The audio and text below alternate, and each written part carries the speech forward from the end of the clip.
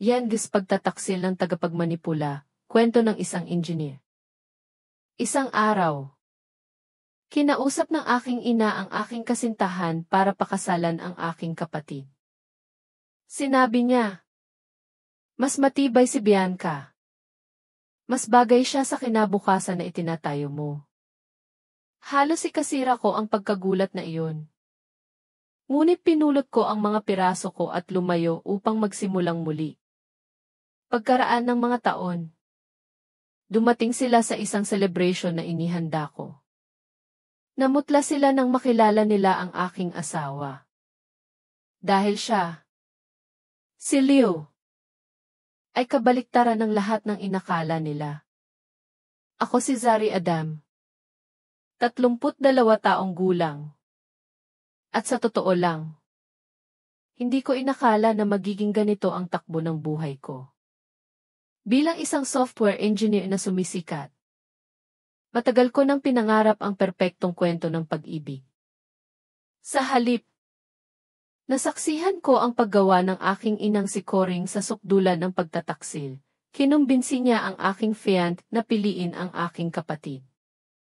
Pagkaraan ng mga taon, nang dumating sila sa reunion party ko, ang hitsura ng kanilang mga mukha nang makita nila ang aking asawa ay talagang priceless. Kung minsan, ang pinakamalaking heartbreak mo ay naghahanda lamang sa iyo para sa pinakadakilang biyaya. Lumaki kami sa isang marangyang gated subdivision sa Alabang, Metro Manila. Sa labas, ang aming bahay ay tila sagisag ng isang matagumpay na pamilyang Filipino, may manicured lawn, 2 AC, at isang ina na laging handang umiti para sa society. Ngunit sa loob, may kaguluhan. Ang aking inang si Coring, ang nagpapatakbo ng bahay na may isang halo ng matatamis na ngiti para sa mga kapitbahay at matatalim na kritisismo para sa aming mga anak. Lahat ay tungkol sa palabas, presentation para sa kanya. Ang tatay ko, si Lito, ay kabaliktaran niya tahimik, reserved, at laging sumusunod para lang mapanatili ang kapayapaan. Tapos, nariyan ang nakatatanda kong kapatid na si Bianca. 3 taon siyang mas matanda sa akin at siya ang lahat ng gusto ni Mama, maganda, natural na kaakit-akit, at socially smooth. Si Bianca ang laging sikat, ang Queen Bee, ang influencer na gustong makita ng lahat sa kanilang guest list. Ako naman, si Zari, ang outlier ng pamilya. Habang ginugugol ni Bianca ang oras sa pagperpekto ng kanyang look at social standing, nalulula ako sa mga libro at computer science. Ang kwarto ko ay puno ng academic awards at tropeo mula sa coding competitions. Wala sa mga ito ang nakaimpluwensya sa aking ina. Ang mga computer ay para lang sa hobby. Zari, sasabihin niya na may dismissive wave. Hindi ka makakakuha ng magandang lalaki kung nagtatago ka sa likod ng mga screen na iyan. Ang bawat tagumpay ko ay sinasalubong ng parehong malamig na tugon. Cute yan, anak. Pero narinig mo na ba ang tungkol sa bagong boutique partnership ni Bianca? Ang mga panandaliang trabaho at short-lived ventures ni Bianca ay ipinagdiriwang. Habang ang aking tuloy-tuloy na academic excellence ay tinatrato lamang bilang isang afterthought. Kung minsan, sisingit si Papa sa kwarto ko pagkatapos ng mga palitan na ito at hahaplusin ang balikat ko. Mabuti ang intensyon ng mama mo. Bulong niya. Nag-aalala lang siya. Ngunit alam ko ang totoo, alam niyang mali ang paboritismo. Ngunit wala siyang lakas ng loob na kalabanin si Coring. Noong summer bago ang huling taon ko sa college, nanalo ako ng isang malaking scholarship para sa computer engineering. Nang ibalita ko ito sa hapagkainan, tumugon si Mama. Aba, May paraan din pala sa kolehiyo. Dahil hindi ka naman makakakuha ng athletic scholarship gaya ni Bianca. Nakatitig lang si Papa sa kanyang plato. Habang nakangisi si Bianca. Nang gabing iyon, nangako ako sa sarili ko, ang scholarship na ito ang aking one-way ticket out. Nag-apply ako sa mga universidad na malayo sa Manila. At masayang tinanggap ko ang acceptance letter mula sa isang sikat na universidad sa Cebu. Ang kolehiyo ang naging kalayaan ko. Sa unang pagkakataon, napapaligiran ako ng mga taong pinahahalagahan ang talino at pagkahilig ko sa teknolohiya. Nahanap ko ang aking pinakamatalik na kaibigan. Si Maya. Nakasama ko sa coding sessions at nagpabuo ng confidence na matagal nang sinira ng pamilya ko. Nakilala ko si Rafael Zamora. Isang rising tech CEO ng isang startup sa Manila. Sa isang tech summit. Kahit galing siya sa kilalang pamilya. Matalino siya at may vision na hindi lang pangkita, kundi pang-angat din ng local tech community. Ako'y na-impress agad. Lumapit ako sa kanya na may ilang suggestions tungkol sa user interface ng kanyang bagong API. Sa halip na baliwalain ako, kinuha niya ang notebook niya at hiniling na mag-elaborate ako. Naging weekly calls ang aming unang pagpupulong. At kalaunan, naging tunay na dates. Mahalaga sa akin si Raf dahil nakita niya ang aking tunay na halaga. Pinakinggan niya ako at pinahahalagahan ang aking talino. Sa unang pagkakataon, naramdaman kong nakikita ako. Noong sem break, inanyayahan ko siyang umuwi kasama ako para ipakilala sa pamilya ko. Gusto kong ipakita sa kanila ang kamanghamanghang lalaking ito na pinahahalagahan ang eksaktong bagay na binaliwala nila sa akin. Nagsimula ng maayos ang pagbisita. Interesado si Papa Lito sa negosyo ni Raf. Nagtatanong tungkol sa growth strategy ng kanyang startup. Hindi pangkaraniwang mainit si Mama Coring. Nagtagumpay ka, Rafael. Sabi niya, habang sinasalin ang pangatlong baso niya ng iced tea. Galing sa Lasale. Nag-Google. At ngayon sariling kumpanya sa murang edad. Kahanga-hanga. Doon ko sana napansin ang calculating gleam sa kanyang mata. Hindi iyon pag-aproba sa aking pinili. Iyon ay pagtatasa sa isang asset. Dumating si Bianca sa kalagitnaan ng hapunan. Isang calculated late entrance na may suot na perpektong cocktail dress at hindi magkamali ang hair and makeup. Flawless.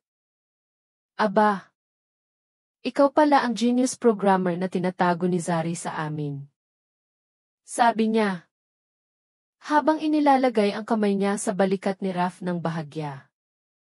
Sa buong natitirang bahagi ng hapunan. Ipinasok ni Bianca ang sarili niya sa bawat pag-uusap. Binibigyang diin ang fabricated connection sa pagitan nila ni Raf. Pareho pala silang mahilig sa rock climbing. Kahit isang beses lang siyang sumubok para sa photoshoot.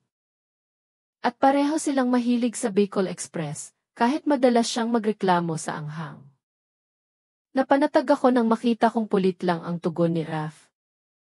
Ngunit ibinabalik niya ang atensyon niya sa akin o kay Papa Lito pagkatapos ng bawat pagsingit ni Bianca. Si Zari talaga ang tumulong sa akin na pinuhin ang core algorithm.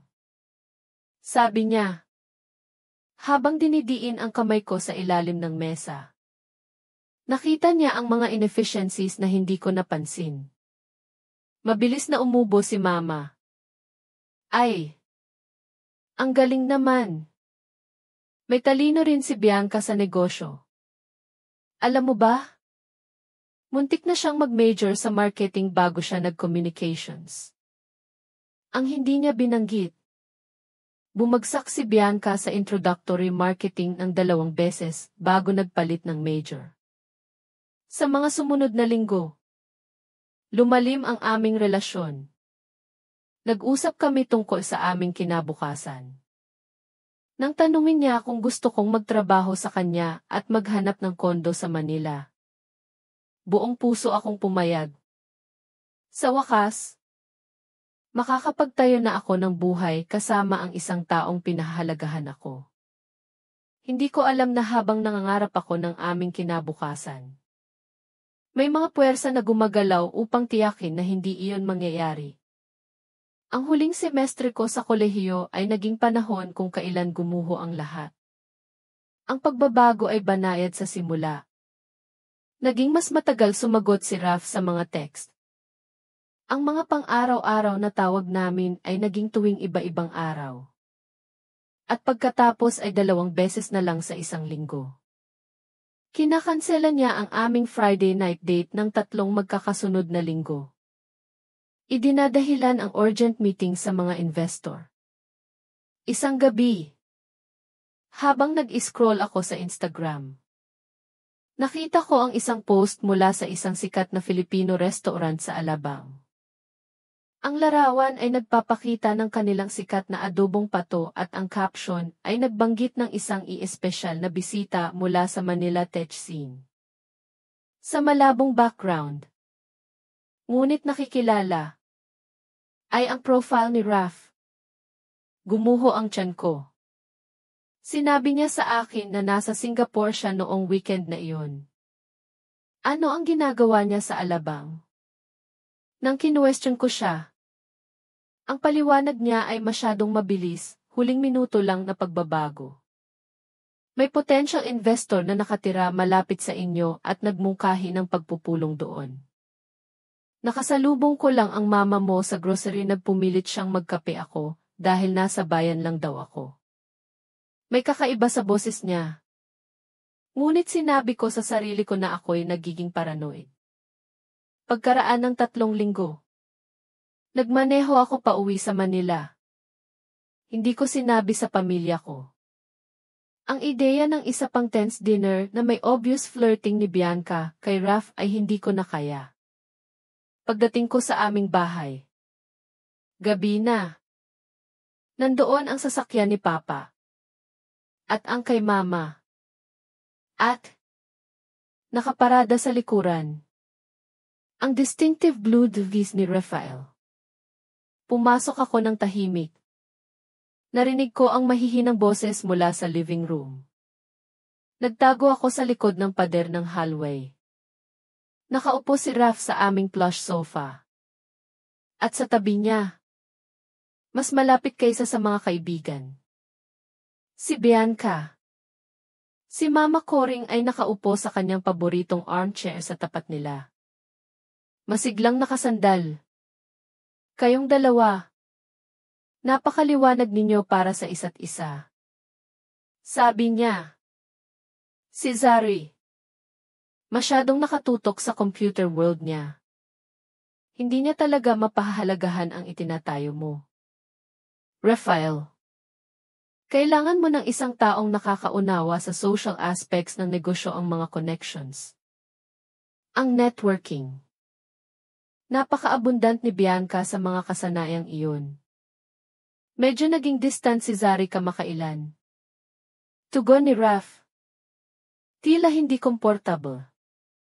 Laging nakatuon sa kanyang proyekto. Ganyan talaga siya. Sabi ni Bianca. Inilagay ang kamay niya sa tuhod ni Raf. Laging pinipili ang computer kaysa sa tao.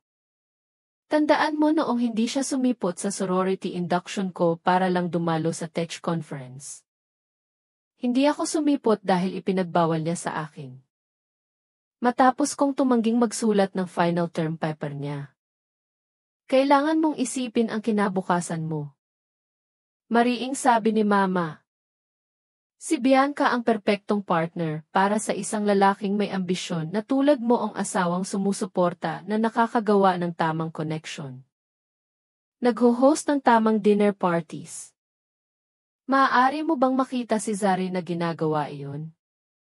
Malamang mag-gents iyon sa isang business function at mag-uusap lang tungkol sa coding magdamag. Malamang gumawa ako ng ingay. dahil biglang lumingon ang kanilang tatlong ulo sa akin. Ang hitsura sa mukha ni Raf gulong-gulo. Halo ng pagkagulat at malalim na pagkakasala ay nagsabi ng lahat ng kailangan kong malaman.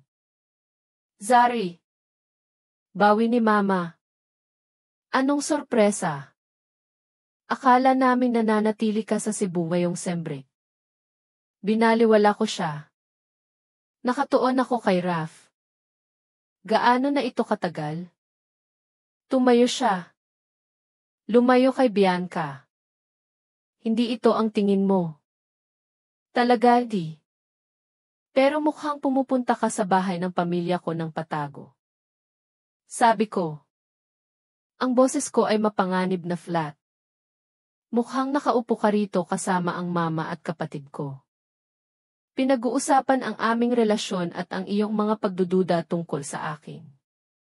Anong bahagi ang mali kong interpretasyon? Sweetheart. Sabi ni Mama. Nagtitiyak lang kami na makakahanap si Bianca ng stability. Aba. Malinaw si Mama. Sagot ko. Ikinagulat ko ang sarili ko kung gaano katatag ang boses ko. Nagpasya siya na mas karapat-dapat ka sa aking kapatid kaysa sa akin. Kaya, in-orchestrate niya ang buong senaryo na ito. At sumama ka. Kailangan mo ng asawang socially aware. Mariin niyang sinabi. Ikaw. Zari. Ang mga computer mo ang laging una. Tumalikod ako. Tapos na tayo. Huwag mo akong tawagan. Huwag mo akong i-text. Kung ano man ang mayroon tayo. Tapos na. Habang naglalakad ako palabas, narinig ko ang mama ko na nagsasabing, hayaan mo lang siya. Magiging maayos din siya. Palagi namang dramatic si Zari sa mga bagay na ito. Nagmaneho ako hanggang sa hindi ko na makita dahil sa luha. Ang mga sumunod na linggo ay lumipas na malabo. Ang sakit ng pagtataksil ay napakalaki. Pagkatapos ng 4 na taong pagsisikap, gumawa ako ng masakit na desisyon na umalis sa kolehiyo nang mayroon na lamang 2 buwan. Ang pag-iisip na manatili sa Cebu, kung saan ang bawat sulok ay may alaala ni Raf, ay hindi ko matiis. Tumulong si Maya sa akin. Ang mama mo. Siya talaga ang pinaka-toxic na tao na narinig ko. Sabi niya, hindi normal iyan.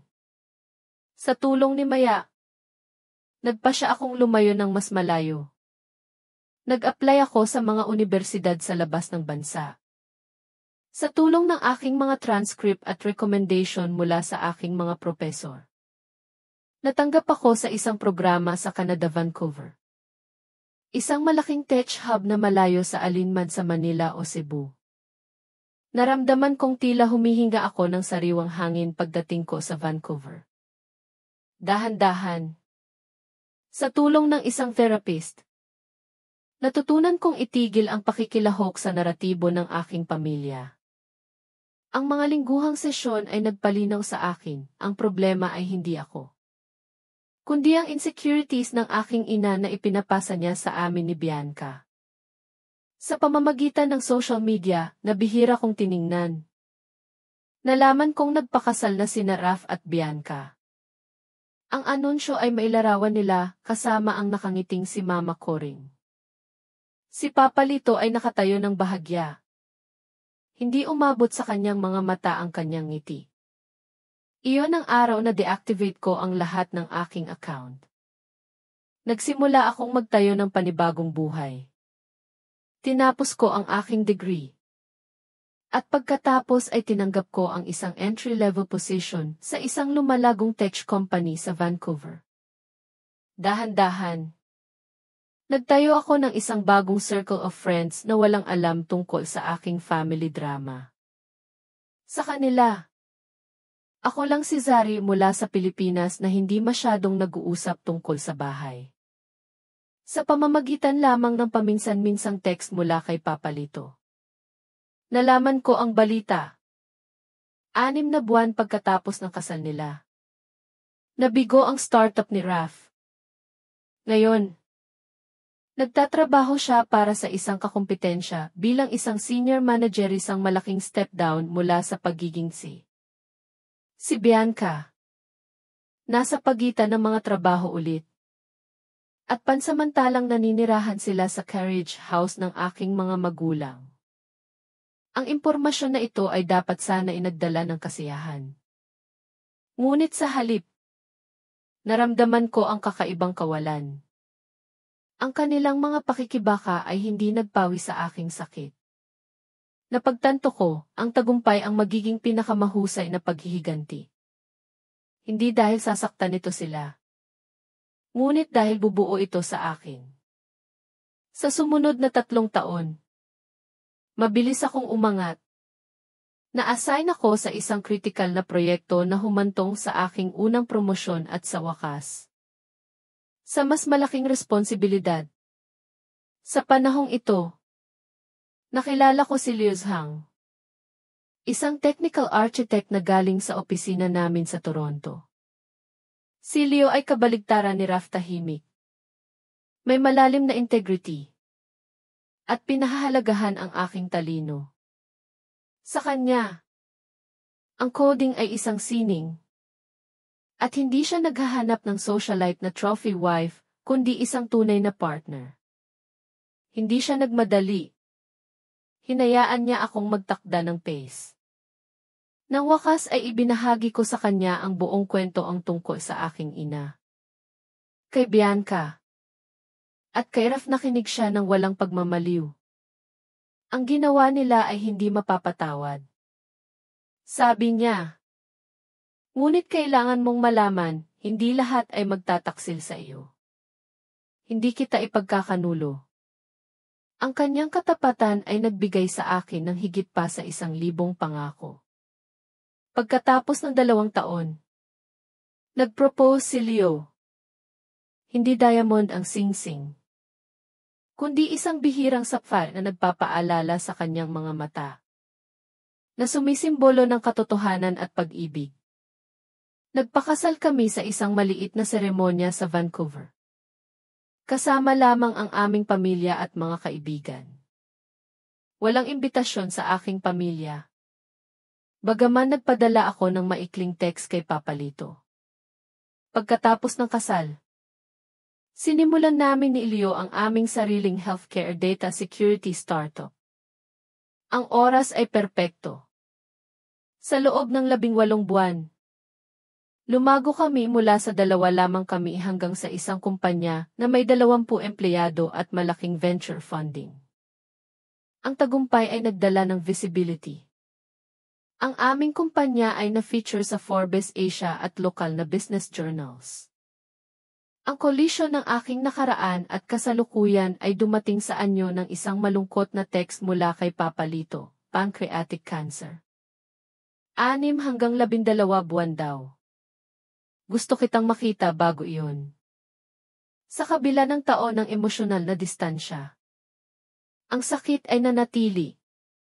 Ang alaala ni Papa na nagtuturo sa akin magmaneho, o tahimik na naghihikayat sa aking academic interests ay nanatili. Kailangan kong umuwi.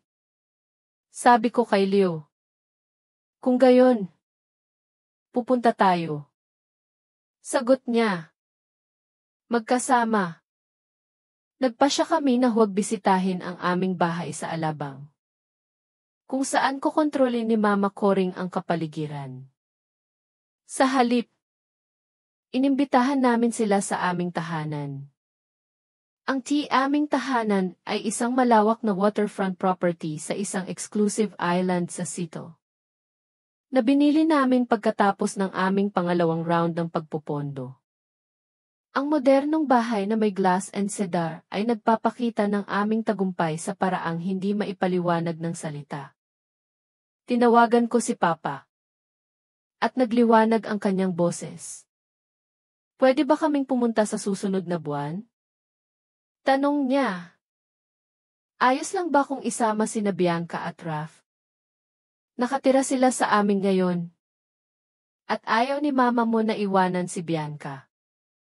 Naramdaman ko ang pagmamanipula ni mama ko ring sinisiguro niyang hindi ako magkakaroon ng oras ng mag-isa kay papa. Everyone is welcome. Sabi ko. Ikinagulat ko ang sarili ko kung gaano katatag ang boses ko. Marami kaming silid. Dumating sila. Nakatayo ako sa pintuan ng aming bahay. At nakita ko si Papa Lito. Mas payat kaysa sa aking naalaala. Ang kanyang balat ay may yellowish tint ng kanyang sakit. Sa kabila ng kanyang karamdaman, lumiwanag ang kanyang mga mata nang makita ako. Zari. Sabi niya. Nanginginig ang kanyang boses. Niyakap ko siya. Napakalambot ng kanyang katawan sa ilalim ng aking mga bisig. Nakatayo si mama ko ring sa likod niya. Hindi gaanong tumanda mula sa aking alaala. Kinuha ng kanyang mapanuring mga mata ang aking outfit. At pagkatapos ay ang aming bahay na makikita sa bukas na pintuan. Mukha kang maayos. Sabi niya. Ang tono niya ay nagpapahiwatig ng pagtataka sa katotohanan iyon. Sina Bianca at Raph ay awkward na nakatayo sa likuran. Tila tumaba si Bianca. At ang kanyang dating flawless figure ay mas malambot na ngayon. Ang kanyang carefully maintained hair ay nagpapakita ng dark roots. Si Raph ay halos eksakto sa naalaala ko. Bagaman may bagong tensyon sa kanyang mukha at ang kanyang dating confident posture ay humina. Lumabas si Leo mula sa kanyang office. Ang perpektong host matangkad. Decente. At nagpapalabas ng confidence ng walang kapalaluan. Nang makita ni Raph si Leo, nagkaroon ng isang maikling charged moment habang tinatasa ng dalawang lalaki ang isa't isa. Hindi nagbago ang ngiti ni Leo. Ngunit nakita kong kinilala ni Raph sa mga mata ng aking asawa ang kaalaman kung sino si Raph at kung ano ang ginawa niya. Habang aakyat kami, nakipagsabayan si Mama Coring sa akin. Napakagandang bahay. Sabi niya, ang asawa mo ay napakatagumpay siguro. Kaming dalawa. Mama. Sagot ko ng pantay. Ako ang co-founder ng aming kumpanya kasama si Leo. Equal partners kami sa bawat kahulugan. Nang gabing iyon, sa hapunan, tinanong ni Mama Coring ang tungkol sa aming kumpanya. Kahanga-hanga. Sabi niya, matapos akong magpaliwanag tungkol sa data security. Kaya pala Zang Secure ang pangalan. Kinuha mo ang apelyido ni Leo para sa negosyo. Mas maayos ang kinalabasan sa focus groups. Sagot ko ng maayos. Bagaman ang tunay na dahilan ay mas simple, ayaw kong magkaroon ng anuman sa aking nakaraan ang konektado sa aking kinabukasan. Masyado silang modest. Singit ni Papa Lito. Tiningnan ko ang kumpanya nila bago kami pumunta. Na-feature sila sa Forbes noong isang taon. Healthcare Security Revolution. Iyon ang tawag sa kanila ng artikulo. Umubo si Raph. Ano ang market valuation ninyo ngayon? Sa huling funding round. Kaswal na sagot ni Leo. Ang valuation namin ay lumampas lang sa $300 million. Hindi kami naghahanap ng karagdagang investment sa kasalukuyan. Cash flow positive kami at lumalaki ng sustainably. Ang bilang ay nanatili sa hangin, 30 bilyong piso. Ang nabigong startup ni Raph ay umabot lang sa $4 million valuation bago bumagsak. Sa sumunod na araw, habang nagpapahinga si Papa, dinala ako ni Raph sa aming lanay. Gusto kong magpasalamat sa iyo. Sabi niya. Para saan? Dahil hindi mo ako kinamumuhian. Sabi niya. Maaari mo akong maging justified.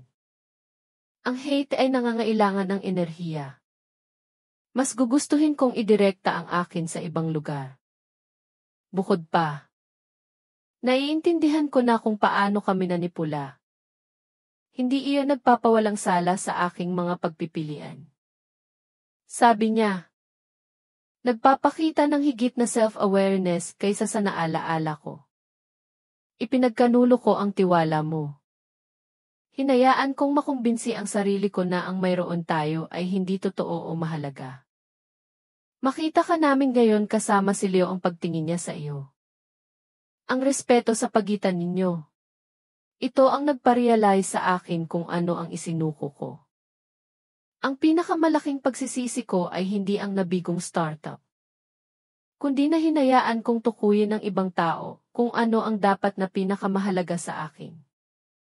Pagkatapos niyang umalis, nag-usap kami ni Papa. Ako'y nagkasala sa iyo, Zari. Sabi niya, alam ko ang ginagawa ng mama at ni Bianca kay Rafael. At wala akong ginawa upang pigilan iyon. Bakit hindi? Kaduwagan. Higit sa lahat. Pagbuntong hininga niya.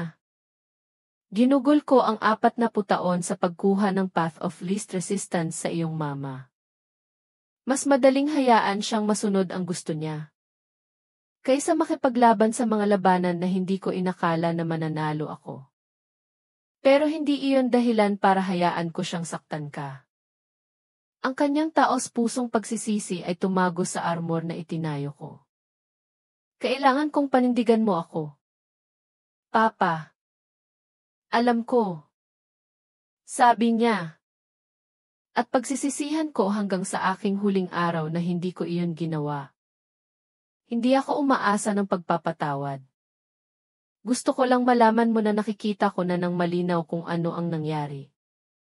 Maya-maya, narinig namin ang malalakas na boses mula sa lanay.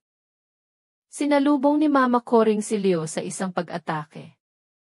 Absurd yan. Ang aming financial arrangements ay pribadong bagay ng pamilya. Sabi niya kay Leo. Nagsimula siyang magtanong tungkol sa kung paano sila bumalik sa bahay. Bulong ni Leo sa akin. At sinabi ko lang na ang multi-generational living ay nagdudulot ng financial interdependencies na minsan ay pumipigil sa mga tao na gumawa ng independent choices. Wala kang alam sa pamilya namin. Sigaw ni Mama. Sa kabaliktaran. Kalmado si Leo. Marami akong alam tungkol sa pamilya mo.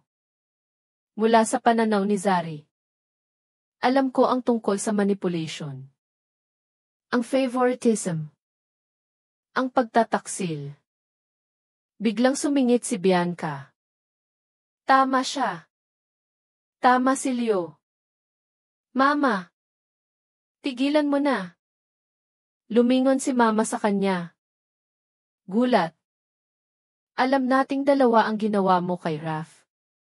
Nanginginig ang boses ni Bianca. Mali iyon. Sinabi sa akin ng mama mo na may iba kang kadate sa Cebu. Sabi ni Raf. Na ginagamit mo lang ako bilang backup plan. Nagpakita siya sa akin ng mga text mula sa phone mo na tila kinukumpirma iyon. Wala akong text na ganoon. Sabi ko. Umiikot ang isip ko. Ginamit niya ang phone ko. Zari. Tapos ni Bianca. Umiiyak. Pinag-text niya ako gamit ang old number mo. Na itinago niya sa kanyang contacts.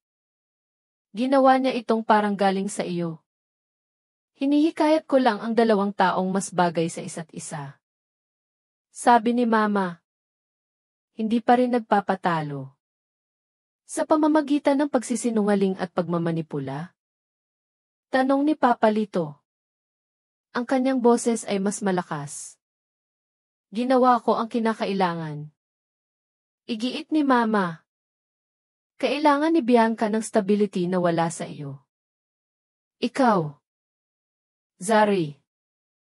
Palagi kang magiging maayos dahil sa education mo at career potential mo. Si Bianca. Ang looks niya ang tanging tunay na asset niya. At kailangan niyang samantalahin iyon bago ito maglaho. Mama! Sigaw ni Bianca. Nasaktan. Ganyan ba talaga ang tingin mo sa akin? Bilang isang magandang mukha lang na may expiration date.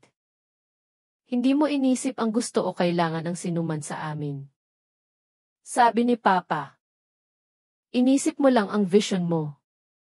Lumapit si Leo at hinawakan ang kamay ko. Sa tingin ko. Sabi ko sa wakas. Sapat na ang katotohanan para sa gabing ito. Ang family confrontation ay masakit ngunit kinakailangan. Ang mga taong dating nagtataglay ng ganoong kapangyarihan sa aking kaligayahan ay tila mas maliit na ngayon. Hindi nila tinukoy ang aking kapalaran ako ang gumawa niyon. Sa mga sumunod na buwan, si Papa at ako ay nag-uusap linggo-linggo. Lumipad ako pabalik sa Manila ng 2 beses upang makasama siya. Nang pumanaw siya, 8 buwan pagkatapos ng aming reunion. Nakatayo ako sa tabi ni Mama at ni Bianca sa kanyang burol. Nagkakaisa sa kalungkutan. Kung hindi man sa buong pagkakasundo. Pagkatapos ng kamatayan ni Papa. Nagulat si Bianca sa pamamagitan ng pagpapatupad ng kanyang mga pangako. Nag-file siya ng diborsyo kay Raf. Lumipat sa sarili niyang apartment na masikip. Ngunit sa kanya. At nakahanap ng trabaho sa isang community college. Ang posisyon ay modest. Ngunit kumakatawan sa kalayaan na hindi niya kailanman nakilala. Si Mama Coring ay nanatiling Mama Coring critical at controlling. Ngunit ang aming confrontation ay nagbago ng power dynamic ng permanente. Hindi na niya kayang isulat muli ang kasaysayan o manipulahin ako. Samantala, lumago ang kumpanya namin ni Leo. Pagkaraan ng 2 taon, sinalubong namin ang aming anak na si Amara. At kasunod nito ang aming anak na si Lito Vithi. Pinangalanan ko ang anak ko sa aking ama. Hindi dahil sa tagumpay niya, kundi dahil sa huling pagtitiis niya sa katotohanan. Sa pagtingin ko kay Leo kasama ang aming mga anak mapagpasensya. Maasikaso. Natutuwa sa kanilang kakaibang pagkatao madalas kong isipin kung paano nagbago ng husto ang buhay ko. Ang katotohanan ay ang kanilang pagtataksil. Bagaman nakasisira, ay sa huli nagpalaya sa akin na magtayo ng isang bagay na mas mahusay. Ang pinakamalaking tagumpay ay hindi ang bilyong valuation o professional recognition. Ang tagumpay ay internal, ang kaalaman na binuo ko ang sarili ko mula sa mga sirang piraso. At naging isang taong mas matatag, mas matalino, at mas may malasakit kaysa sa dati. Hindi ko lubos na napatawad ang aking ina. Ang aking kapatid. O si Raf. Ang ilang pagtataksil ay nag-iiwan ng permanenteng marka. Ngunit pinalaya ko ang galit na minsang nagbanta na tukuyin ako. Ang kabaligtaran ng pag-ibig ay hindi galitito ay kawalang bahala. At nakahanap ako ng kapayapaan. Ang ating kapasidad para sa kaligayahan ay lumalawak kapag tunay tayong naniniwala na karapat-dapat tayo rito.